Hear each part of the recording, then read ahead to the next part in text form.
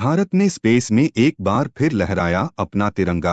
अब धरती की धड़कन सुन लेगा भारत का सबसे ढांसू earth observation satellite YES-08।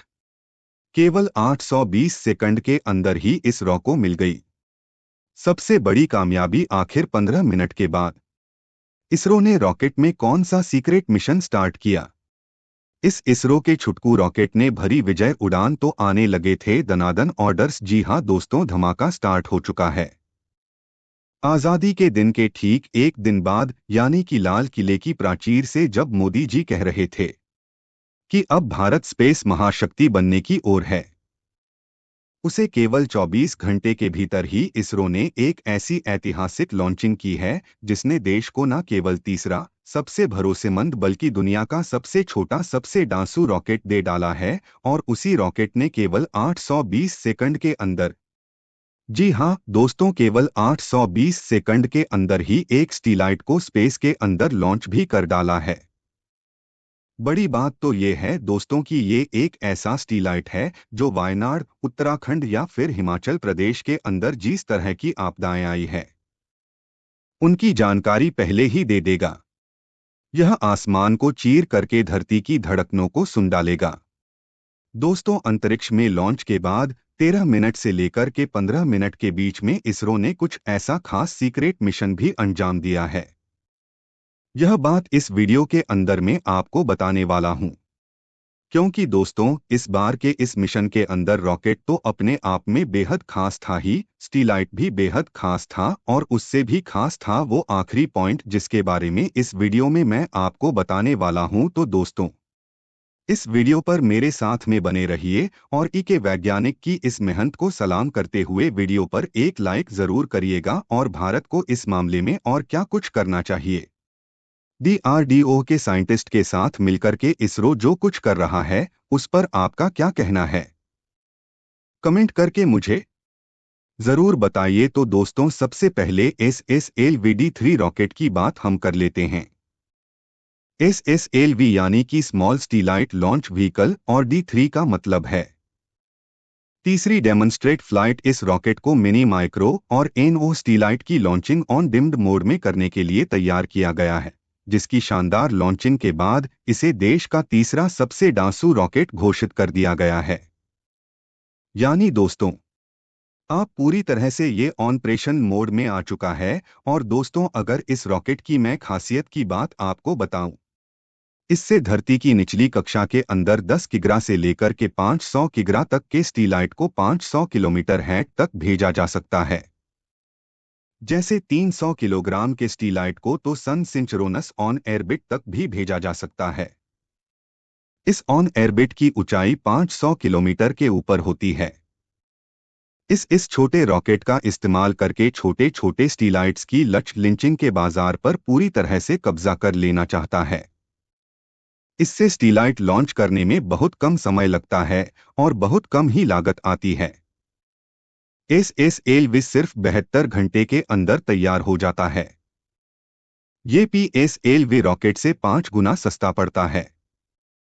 BSLV पर 130 से लेकर के RS करोड़ का खर्च आता है, जबकि SSLV रॉकेट 30 करोड़ में बन करके तैयार हो जाता है।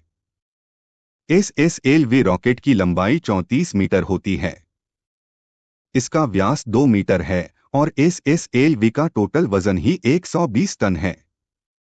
दोस्तों, यह छुटकू रॉकेट अब स्पेस की जंग में दुश्मनों को सरेंडर करवाने में बड़ी भूमिका निभाने वाला है।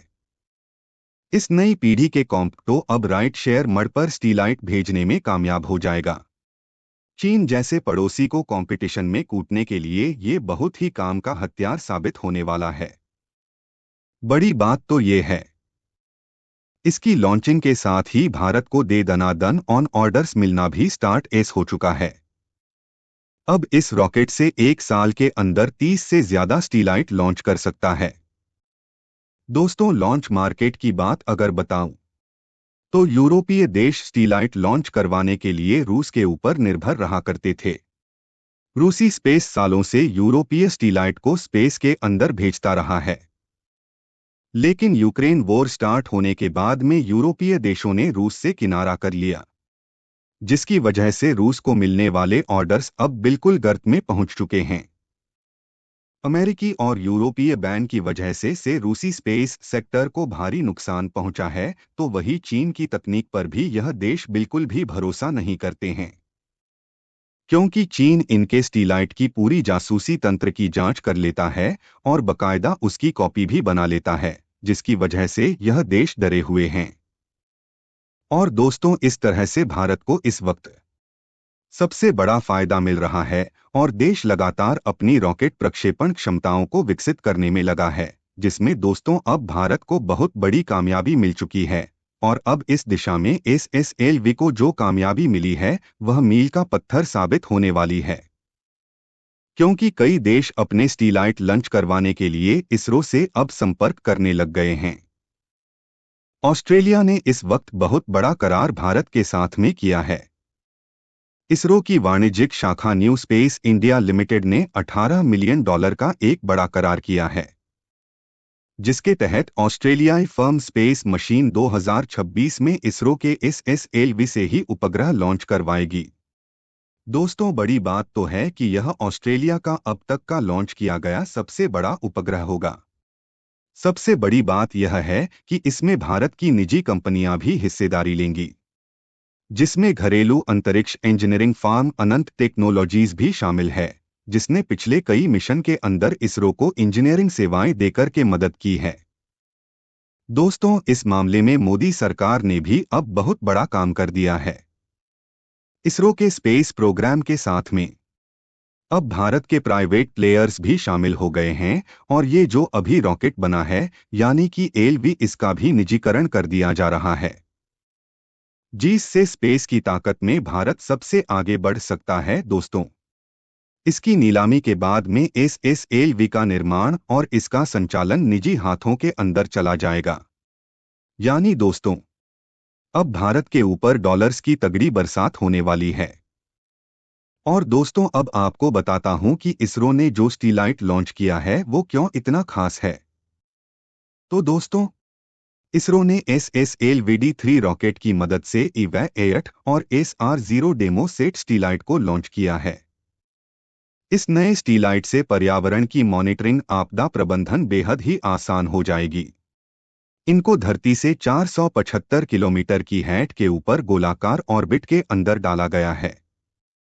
करीब 175 इस माइक्रो स्टीलाइट गेओ-8 को इसरो ने केवल 13 मिनट के अंदर 475 किलोमीटर की हाइट पर पहुंचा दिया है। और दोस्तों, इसके केवल 3 मिनट के बाद ही यानी कि 17 मिनट के अंदर ही इसरो ने SR-0 डेमो सेट को भी लॉन्च कर दिया।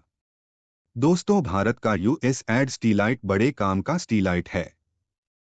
ये स्टीलाइट धरती की धड़कन सुनकर के इसरो को बहुत पहले ही इसके बारे में बता देगा।